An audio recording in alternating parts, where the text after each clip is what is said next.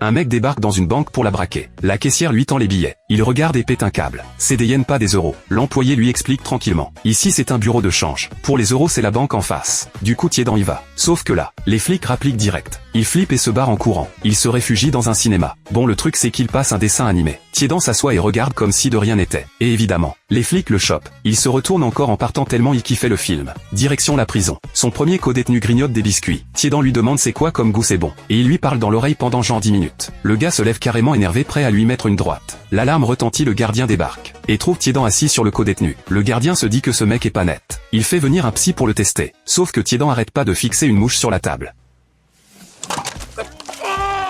Le médecin est grave perplexe. Il dit au gardien, ce gars a rien de fou, c'est juste un idiot. Dans les jours qui suivent, Tiedan rend 5 ou 6 co-détenus complètement marteau. Le directeur pense alors à Roub. Roub c'est un tueur froid comme la glace. Il a piqué la femme du grand patron de la mafia, et s'est tiré avec 3 millions d'euros. Les flics veulent retrouver ce fric, et démanteler toute la bande grâce à lui. Mais Roub ouvre pas la bouche. Alors Tiedan entre en scène. Même méthode. Il sort un flot de paroles sans fin. Roub dit pas un mot. Tiedan se dit qu'il doit pas comprendre le langage humain.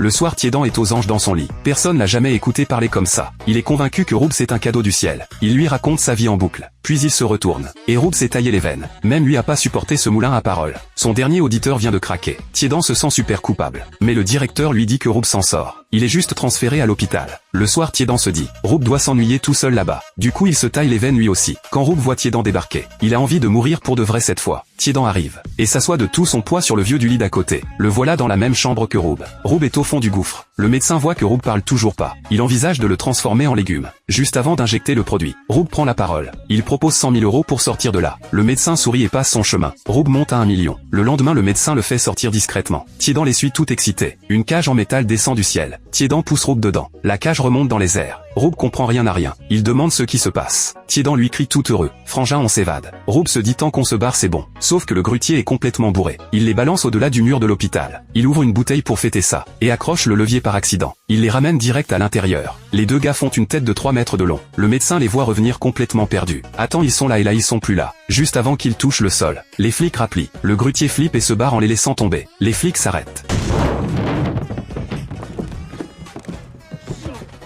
Mais à peine sortis, les hommes du grand patron retrouvent Roub. Ils vont le jeter dans la voiture. Tiedan les attrape par derrière et les envoie valdinguer. Les deux gars sautent dans le véhicule et se cassent.